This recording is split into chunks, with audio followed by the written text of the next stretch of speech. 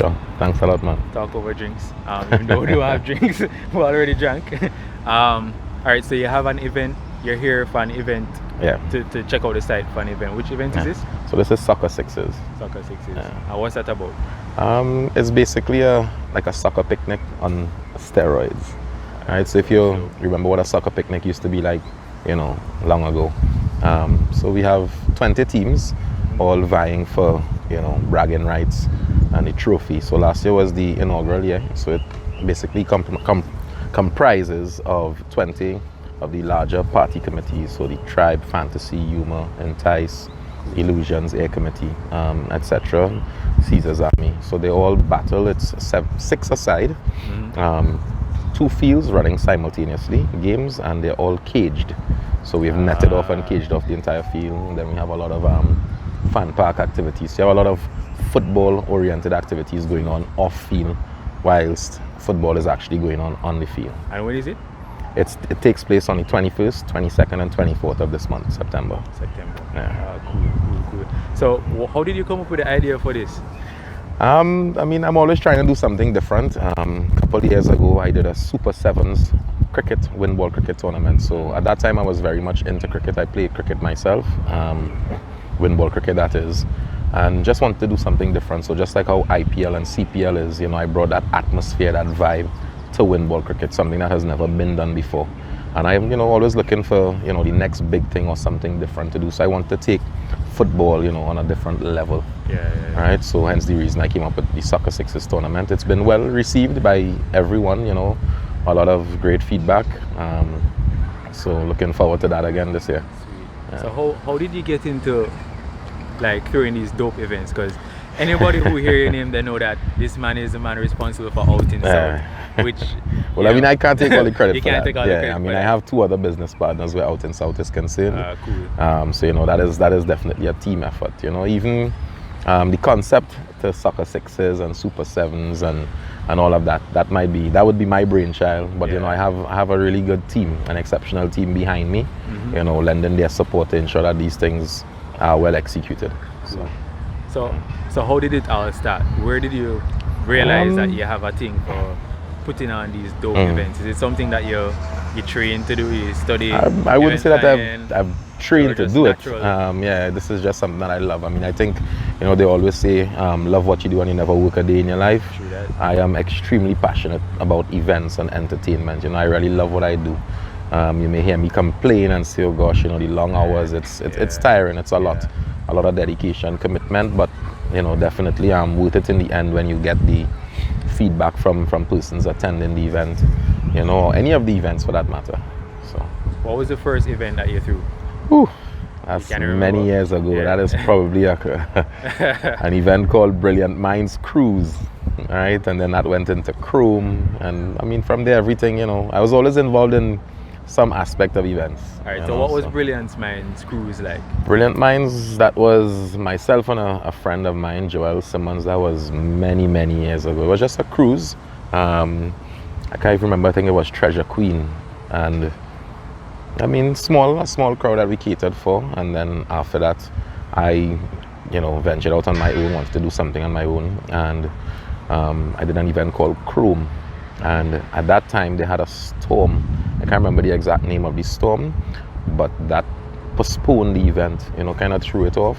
Yeah. But I've always been into events. Everything that I do, it's surrounded, within the entertainment industry itself.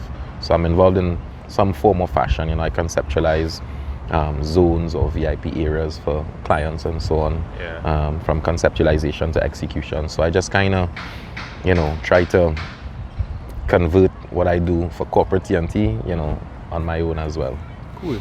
So what's the ideal process usually like? Coming together of an event like this? Like, how do you go about drafting it? Do you just write down random words that you want this thing to embody, or do you somehow have this whole idea that just comes to you like, bam, this is what I want to do?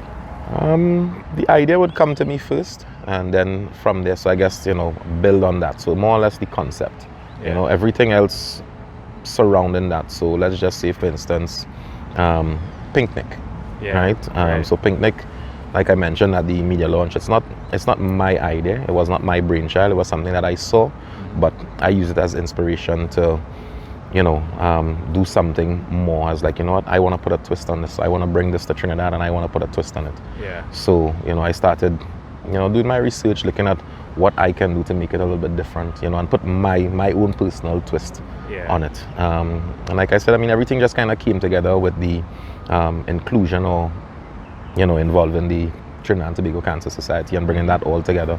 So in the end, it was really for a purpose and a much greater cause. Yeah. So hence the initiative behind it. Right?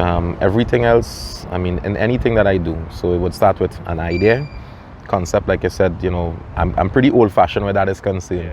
So I'm now starting to get into the phone and making notes on my phone, but I write down everything. So whether it be in my notebook or notepad, I have this pad and I make notes all the time. So I'm always forever making notes. All right. So how do you keep grounded? Like, with a lot of these in this industry, you're bound to get well known. People want to probably become associated with you for whatever reason. How do you go about deciding who you want to share your spaces with, and how do you keep yourself grounded? Because as a young man, people will assume that it's easy for us to get carried away. It is. Kind of lose our way in all of the excitement. Yeah, it definitely is. I think that would come down to the individual, maybe personality and character. Right? I come from humble beginnings. Nothing was handed to me. So everything that I have, I certainly worked hard for it. My mom, my dad were always very spiritual. So I have them to thank for that. My family, very close-knit, brothers, sisters. So all of my sisters worked for me at one point. One of them still works for me. The other two have moved on, to bigger and better things. But I would say definitely that maybe, more than likely comes down to the individual. So it is definitely, easy to get carried away, especially within this industry. But I don't let that get to me. I've never looked at it, from that angle. I just focus on what I am trying to do. So, and all that I'm trying to do is, I have my intentions, and it's always genuine.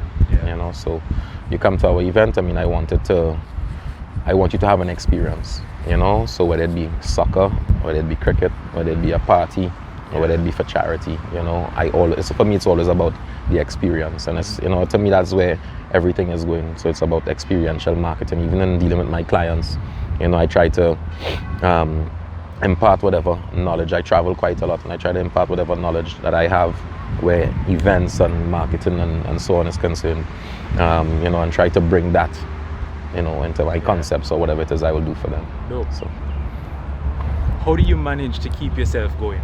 Because as we know, in any kind of industry related to entertainment, event planning, you're there before the event starts, you're there for the whole event, then you have to be there after. I always wonder how people do it. How you manage to keep yourself recharged? How do you recharge? And how do you not feel burnout? You will get burnt out. There's only so much you could do for that, whether it be physically or mentally. Right? For me, more than anything, mentally. It's a lot to deal with. People look on and they sometimes don't understand how much you have to deal with, or how much you have going through your mind, how much you're processing. So you're dealing with not just your own personal life or issues. You have staff, you have their issues, you have clients, you have problems in the workplace. It's a lot. And being a creative person, my mind is always processing something. So sometimes 2-3 o'clock in the morning when everybody is sleeping, you're up or you're waking up because an idea comes to you, and I'm right there on my phone making notes there and then. I don't want to say I don't have the time, but I don't make the time to train, to say, I go to the gym. So I do whatever I can physically at home and on my own. Mentally, prayers, and Prayers like and I said, quiet time, just kinda. you know, I have there's a time for play, but I am very focused when it comes to work and business. You know, I don't mess around when it comes to work and business. So when I'm about something, I'm about something. So yeah. See your future looking like professionally, and with regards to like your personal space, where do you see yourself in probably another 5 years or so? In another 5 years, professionally, I mean, I would like to, you know, I would like to leave some sort of a legacy. You know, people to look on and say, you know what, a couple of my staff members, or, you know, all of my colleagues, you know, they would always be like, you know, Adrian, why does it have to be so grand? Why you have to be so extravagant? It's like, you know what, if you're doing it, do it well, you know, do it all out, so that in the event anybody tries to replicate you, you know, they're gonna have to come, good, you know, that good. So you know, I would like to leave that legacy, you know. We did this, but boy, it still wasn't like what Adrian did, you know, if I have to put it that way, you know. So I always want to be remembered for that. Always trying to outdo yourself. Correct. So even if I do something this year, the following year I want to do something. What are we doing different? What can we do different? You know, what can we do to make it bigger? You know, so Soccer 6 is one of the posts, something that we post sometime last week. Bigger, better, bolder. You know, so every year is just about, like I said, you know, just going up a notch. Right? Personally, I mean, my intention is to remain grounded. I mean, I have no plans of, you know, changing. I am who I am. You know, I'm straightforward, genuine. I am just, you know, what you see is what you get kind of person. You know, and I mean, just intend to stay that way, you know, and continue to focus on what I do. That's dope. Any message for somebody who, and I always like asking this question because people look on and see people who are successful and assume, man, I can't do that, you know, is because they make assumptions. They think it's like, oh, this man well connected, or him father have money, or all kind of stories. People make up all these stories as excuses for why they haven't accomplished what they want to accomplish. So what would you tell somebody who thinks they might not be well connected, or who think they have enough capital to start? What would you tell them? Anything is attainable. I mean, I've heard stories from about so many people. I mean, I could even give you mine, but I mean, that would be another interview by itself. You know, like I said, I mean, I come from very, very humble beginnings. You know, nothing was handed to me, and you know, I worked my way. I did all that I had to do, and you know, I think I have a lot to show for it. You know, and I think with hard work, dedication, commitment, you know, passion. I think if you don't have that passion, that drive, you know, it's only so far. You're limiting yourself. You know, so anything is attainable. You could, I don't even want to say, you know, you could be whatever you want to be, but you know, you could definitely achieve whatever you set your mind to. Right? So it's there for anybody. You know, forget, you know, inheritance, forget knowing someone or someone knowing you. I think once you focus on your goal, your mission, right, everything else will follow and fall into place, because that is definitely what I did.